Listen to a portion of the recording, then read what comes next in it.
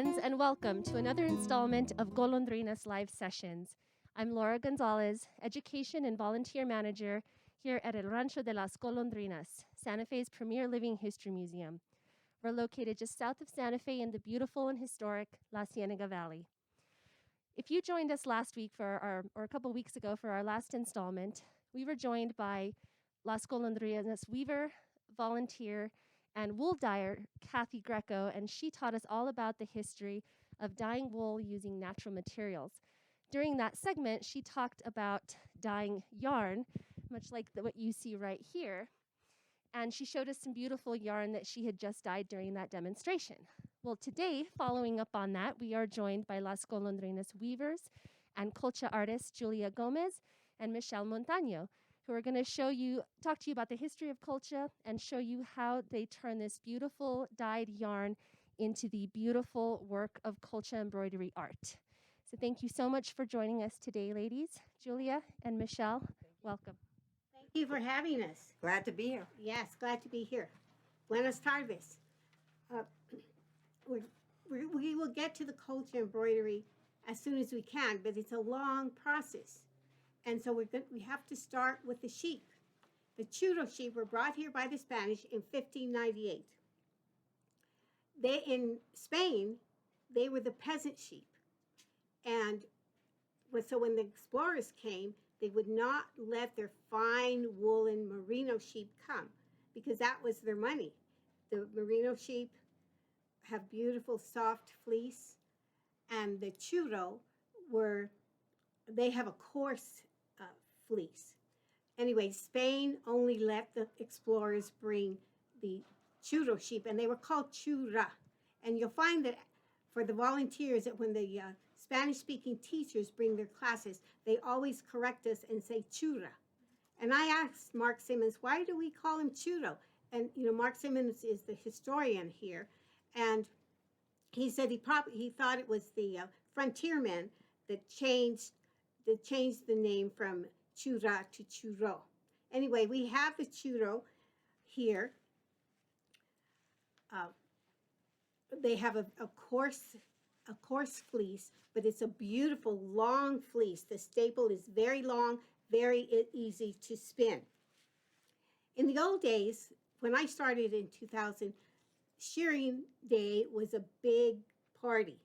And we had about 16 to 20 ladies that came to help with the shearing of the sheep. We didn't actually shear the sheep, but we did kind of the women's work. Sean would hire a shearer, and the first time I came, he had a gentleman that had an electric razor, and he would shear the sheep, and by the end of the day, we were shaking because the sheep got nicked, and they were crying, and they were bleeding.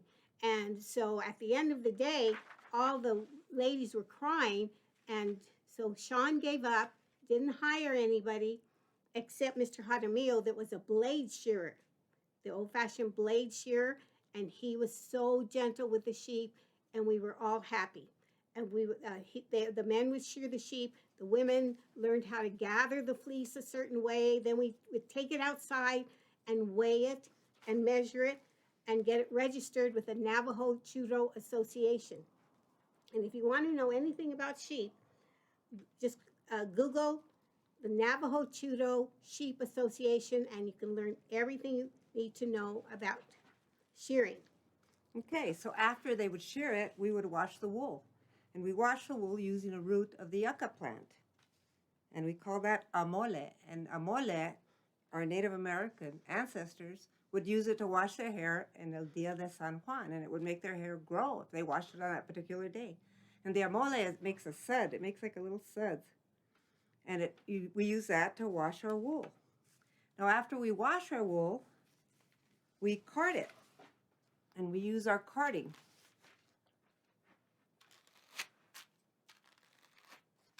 We put the wool on, and we card it. Why do you card the wool, Michelle? We card the wool to straighten out the fibers and to get all the little grasses and little rocks that might be in there.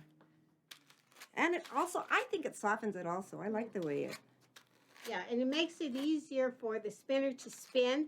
And the Spanish brought the malacate, and because it's portable, and you can, the women and the men could take it out to the field, and while they were watching the sheep, they could spin the wool into yarn.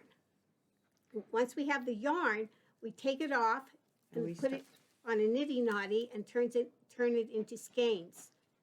And then we can dye it. We can dye it. And dyeing it, we use to get our reds. We have beautiful reds.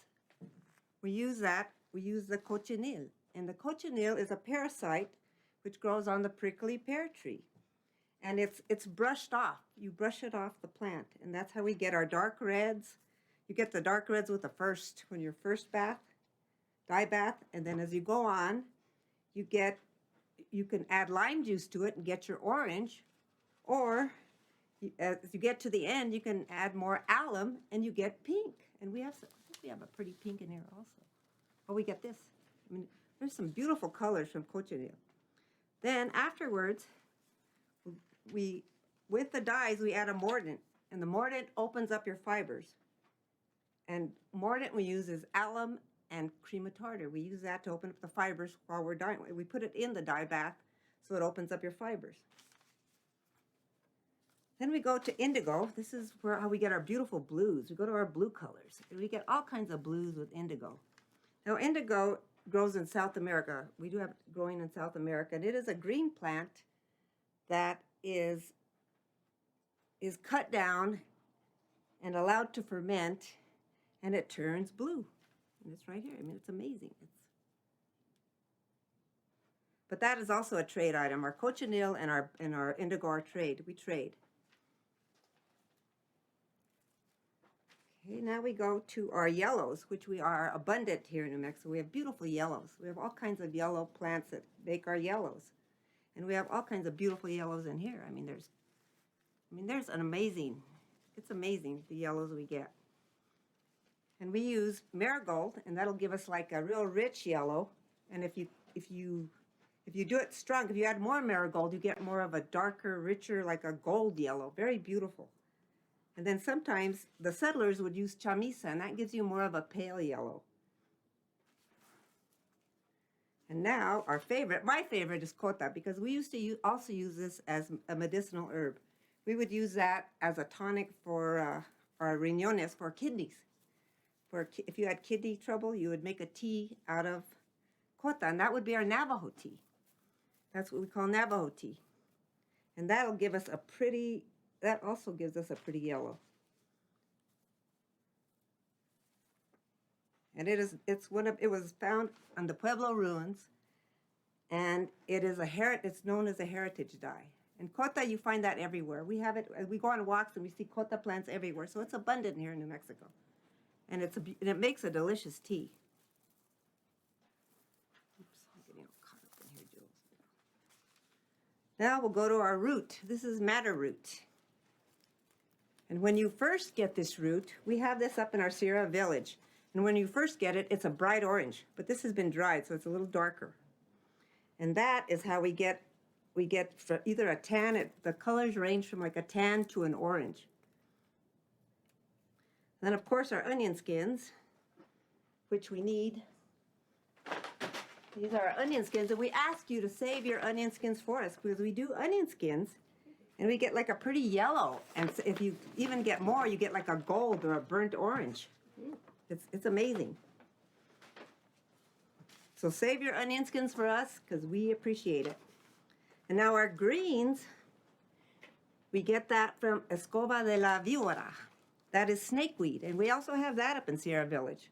We get like a sage green out of that. And the dark green is we dip, to get the darker green, we do like an overdye. We call it overdyeing. We dip it first in the dark yellow, and then we dip it quickly in the indigo, and we get a pretty green. Okay, let's see, purple, we use logwood. Logwood is a beautiful purple, but it's fugitive, so it doesn't last, right, fugitive? About 6 months. Yeah, it won't last it fades. So with permanent purple, we have to combine, we do an overdye of combining red and blue, our indigo and our cochineal, and then we get a purple out of that. The natural wools are beautiful from our sheep. So you wouldn't even have to dye them, and you'd get our natural wools.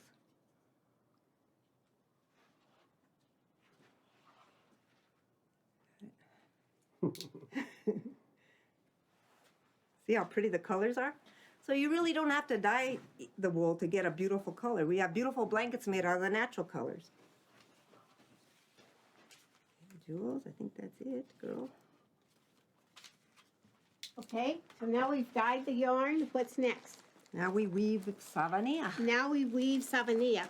We have a great weaving room, and we have 3 types of weaving looms. One of them is savanilla. The settlers didn't come here to do colcha embroidery. They came to work and to have a living, to work the land, to survive. So the ladies, when they got really tired, they might have a minute just to do some type of restful embroidery. And actually, the men were doing the weaving. Savanilla at the time was a utility cloth. And the women were not allowed to have a beautiful long piece of savanilla to do their embroidery on. They were just using scraps of fabric, whatever they could, whatever color, and they would take the little pieces and they would just sew them together. And then they would embroider, let me show this. They would embroider all over that piece. So you wouldn't see the seam and you wouldn't see the background. This is a piece that we did. It's called a community project. The ladies that work here, that volunteer, and I hope we have some new volunteers that will come and sit and learn to embroider, to weave, to spin, and work with the wool. And so that is why the older pieces are all covered, because you don't want to see the seams in the back.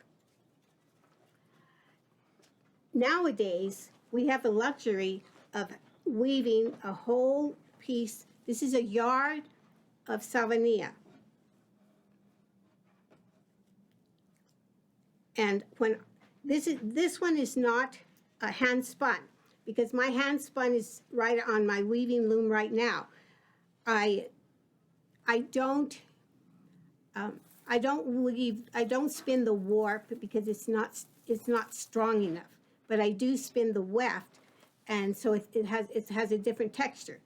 This savanilla is a purchase piece from Connie Taylor, who is up in Taos, who's one of the people that helped save the Churro sheep and works with the sheep along with Mr. Manzanares in Tierra Maria. The reason that we have the sheep is because in frontier days, in the colonial days, the government would come and kill the sheep that were owned by the Dene, by the Navajos. But they would hide some of the sheep in the crevices there in the mountains. And so we're so lucky that they saved them. And then eventually people started appreciating the wool from the sheep, and eventually New Mexico became a sheep state. Well, this savanilla is Churro wool, and it's a nice big piece. Now, when I weave my own savanilla, I just embellish the savanilla because I'm showing off my weaving. And nope, not one of these pieces. I'll get it.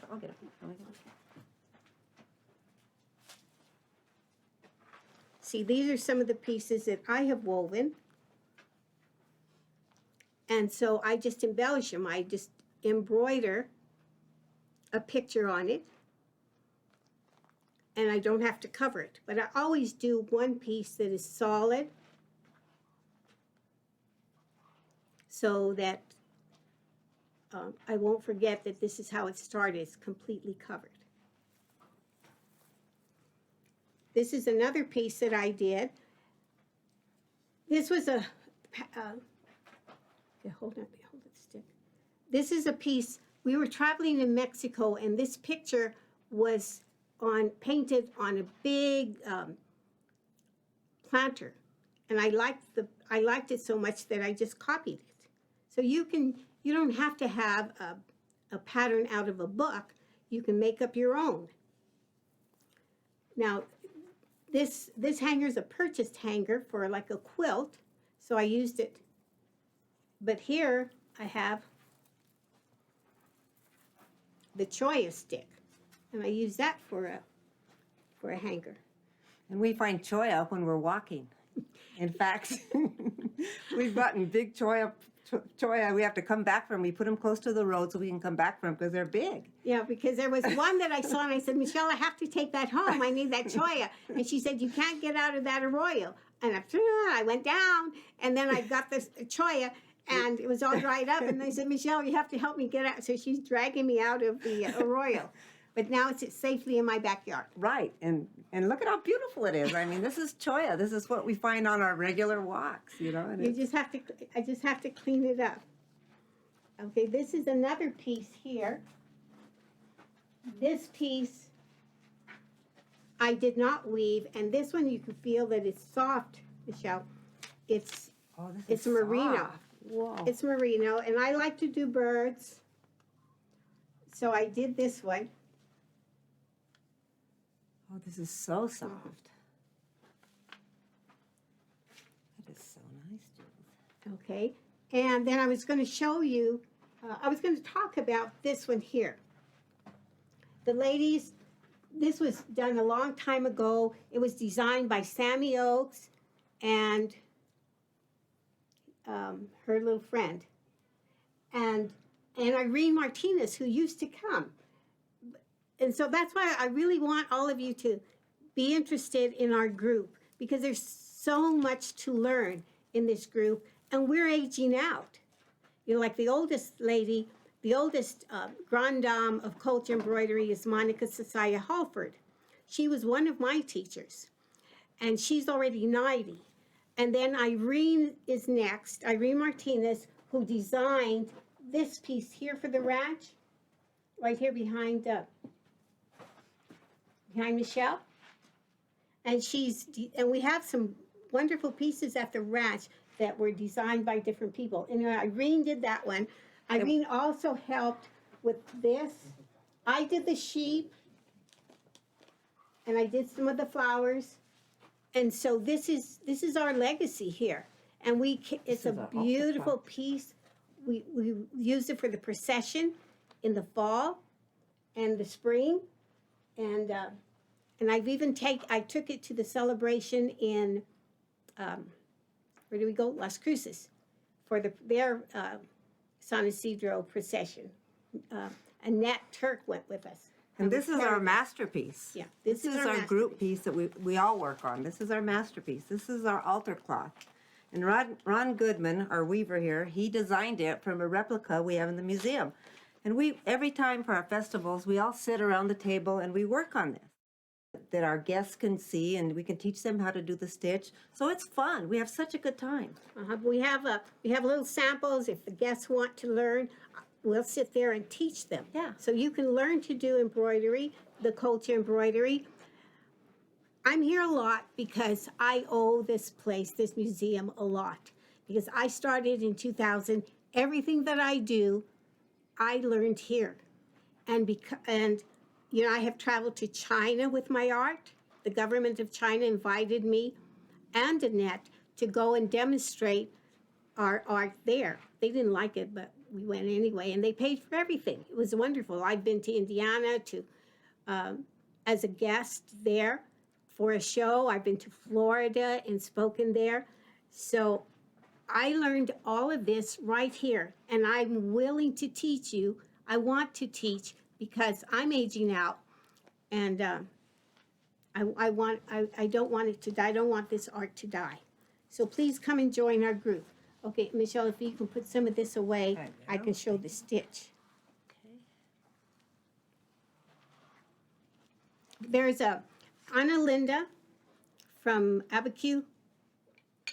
She did a couple of books, and so I was looking at the books this morning, and I'm getting very emotional because there's a lot of ladies in that book that started with me that are gone now. But we have a wonderful record of some of the things that we did. And I'll bring the books and I'll keep them with me. Okay, to do colcha, you need savanilla or some type of fabric that has a loose weave, because you're pulling this yarn, which sometimes is a little thick, through here, and you want it to be nice and smooth. So you make your design, and the best thing, this is the best modern invention. I'm sure that the ladies that did embroidery didn't follow a pattern. They probably did things freehand. And what they did was they did altar cloths because they had home altars. They brought the religion. And they also did religious images, like one of the saints. But we do patterns. And what I do is I make little patterns. I cut them out, put them on a little piece of paper, and then I just trace around them. This is one of my favorites, this little peahen. And I'll put it down, and I will trace around it with this best pen. It's a water-soluble pen. We used to all use Sharpie pens, but I don't know what's in the Sharpie pen now that might ruin the fabric as it ages. But this is wonderful, and if you make a mistake, you can just get it out with a little dab of water. So that's the only modern thing that we use. But right now, I'm just going to do a line so that I can show you how to do the stitch. I think women were born with a needle in the old days because they all had needles. The Spanish brought needles to use and also to trade with the Indians. Okay, can you see the line, Vic? Can you see what I'm doing? Okay, you start at the end of the design. You take a couple of stitches just to anchor the thread down. You go to the end of your design and you just lay it down. Colcha stitch is a laid stitch that is tacked down. A laid stitch that is tacked down. So I have my laid stitch. I tack it down at this end. I can hear the sheep. Mm-hmm. Okay, that's my laid stitch. Keep a little ease on your thread. Then you go about 1/2 inch and you take a little tack. You go over the stitch and then back under it, just a tiny little tack. That's all you do. There's no fancy stitch. And it eventually will look like a braid.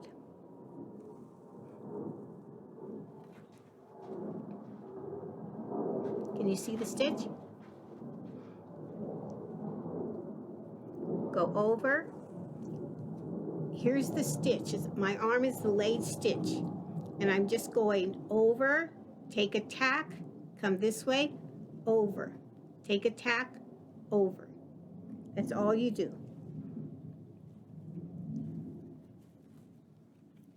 Okay, and then it's a filler. You take and you fill in the design. It's not, colcha stitch is not an outliner, it's a filler. And if you have a shape, where's the cardboard? Here it is. Okay, if you have a shape, like a leaf, you take and you do the veins of the leaf grow this way. And you'll see that some of the leaves, they're not always green because the colonial women were using leftover yarn. So you might have like a blue leaf or an orange leaf, but you try to keep the shape of the leaf. When I make a stem, when you do embroidery, you start from the place that you're going to go back to. So I would start here and then finish this way because then you have to come back. If you have a circle, you embroider across. You fill in the circle going across the circle. If you go around, what happens And a fine lady like me shouldn't tell you the story. But what happens if you go around in a circle, it gets tighter and tighter, and then it starts to get a point like Madonna's bra. And you can't flatten it out. So always do a cross. And then the pedal, you're going to do long stitch and short stitch. Long and short, because you go wide and then you come narrow. If you do it like a tulip, you follow the outline. Follow the outline. Just the way the plant grows. And another tip I can give you is I always do dark on the outside and then put the light colors on the inside so that they show, because light colors against the background won't show. So it's always dark on the outside, light on the inside. And so when you're starting to embroider, do some different shapes and just practice so you can get used to it. You do vines, a long vine. Then as you go back, you do your leaves. Go back, do your leaves, so that you don't just have the whole line and then have to come back with different colors to do the leaves. And you can also do like the stem to the flower and then come back. So maybe that'll help. There's some good books. My favorite is this one by the Sandia Mountains chapter of the Embroidery Guild. Annette Turk sells these books. So if you need a good culture book that tells you how to do it, I recommend this. This one, I'm a member of La Sociedad Folclórica. They put culture designs in with adivinanzas españoles, riddles in Spanish. So it's really cute because there's some Spanish riddles. They're also done in English, and you have the answer.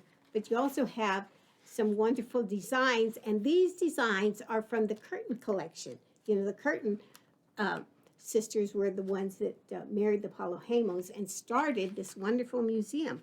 So this is a good book to buy, and I have this book because I'm a member of this Folclórica, and so I'll put some in my basket when I come out here, and you can buy some.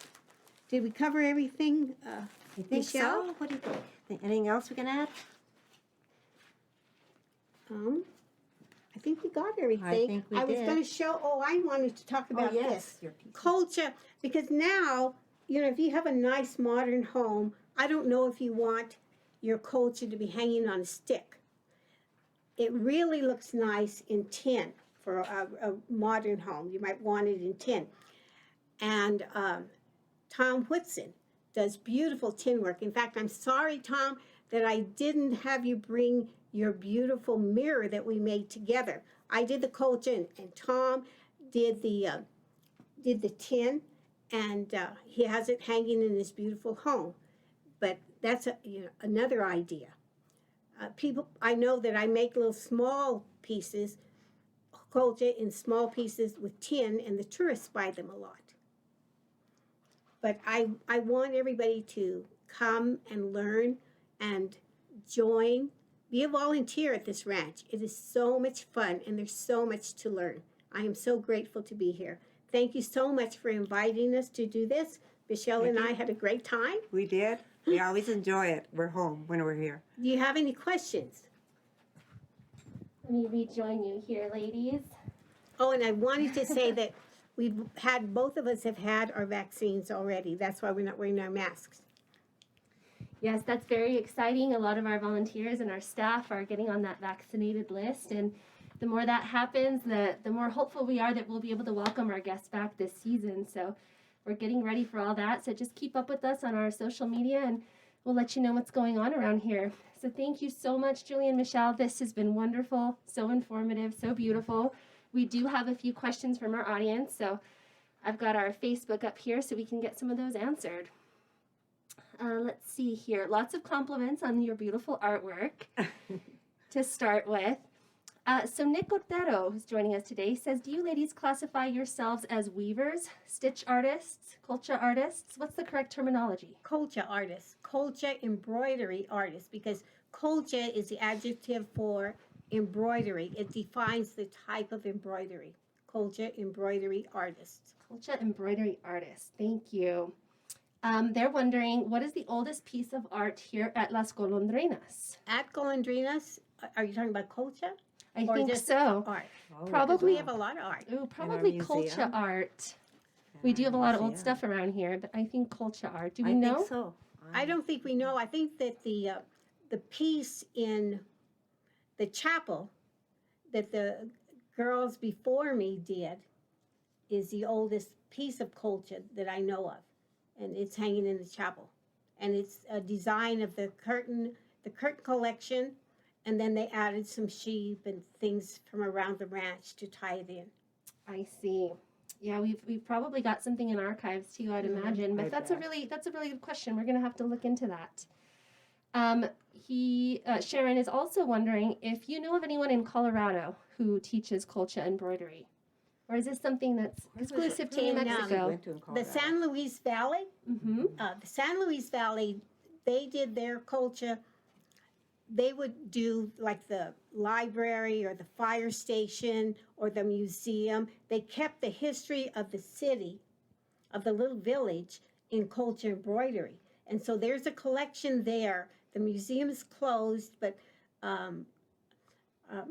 there's somebody that has it.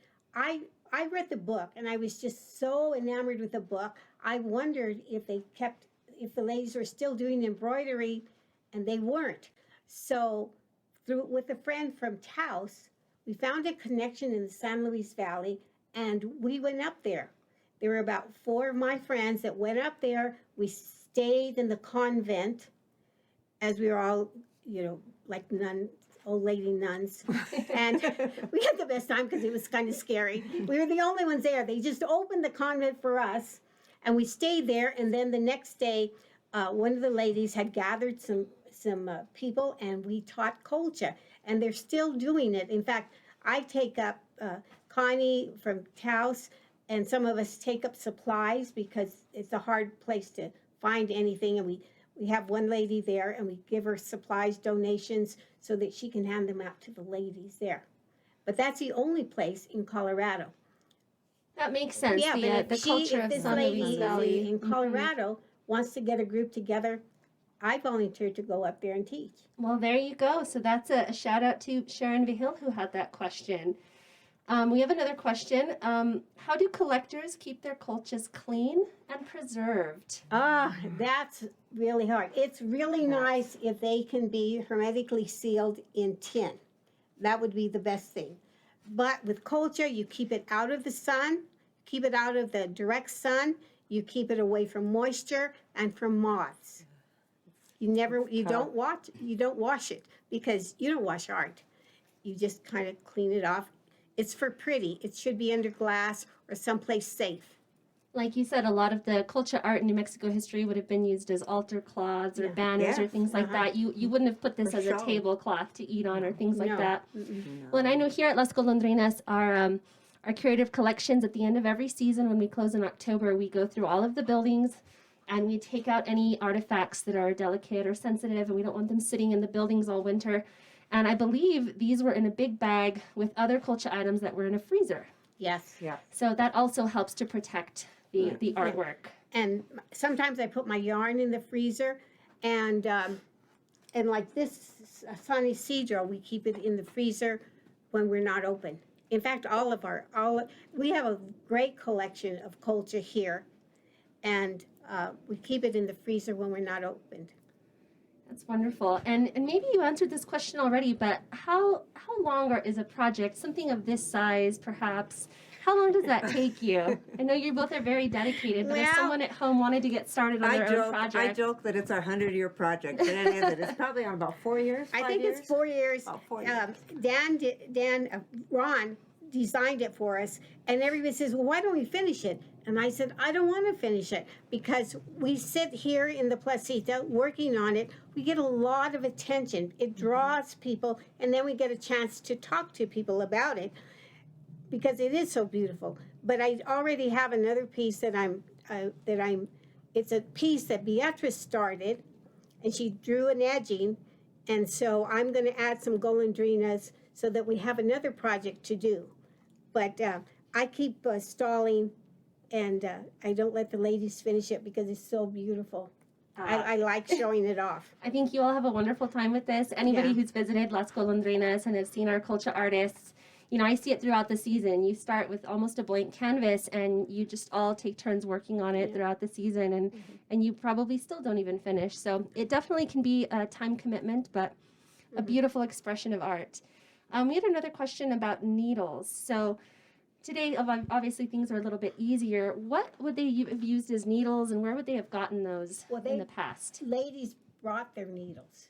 Okay. They brought their needles because in the old days, you know, the women did everything. They had to have that needle. The needles were invented in China and then refined by the Spanish. And the colonists that came here, they brought needles. The women brought needles, and the men brought needles as a trade item. But they could have also, like the Native Americans, would have used the yucca plant as a needle. Needle and thread all on its own right Yeah. there. Yucca plant is so amazing. That's why it's New Mexico state plant, right? Yeah. All right. Do we have any other questions from our wonderful viewers out there? All right. Well, I think we wanted to try and hear from the Churro sheep. We heard them a little bit. We're going to get Sean Palahimo, our Director of Operations, since the sheep are very often, they're the stars of the show around here at Las That's right. Golondrinas. We couldn't do any of this beautiful art, any of the weaving that we've talked about without the Churro sheep. So we're going to give them a chance to kind of Yeah, and remember kind of they voice were the themselves. peasant sheep in Spain, but here in the new world, they were the prize sheep because they adapted very well to the climate. There we go. We hope our viewers can pick that up. Oh. Oh, they're so cute.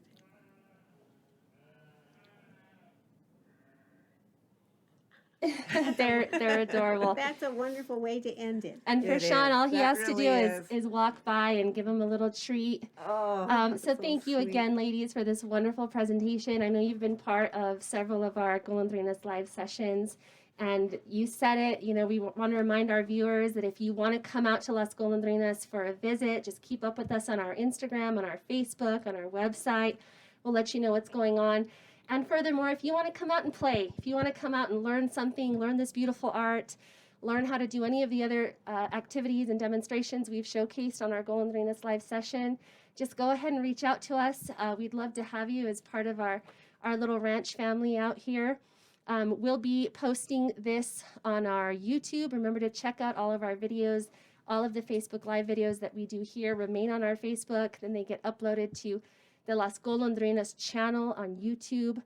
We're also on Instagram at SF Golondrinas. Number of ways to keep up with us. We'll let you know what's going on. We're very excited to have a season this year, so watch out for those details. And we'll be posting about our next Golondrinas live session and what our schedule for April looks like. So thank you all viewers for spending some time on your Friday afternoon with us. Be safe and be well, and we'll see you next time. Thanks so much. And thank you, Vic. Yes, thank you to the man Thank you, behind the Vic. scene, Vic Yes. Macias, who does all of our technical stuff. We couldn't do this without him. Thank you, Vic.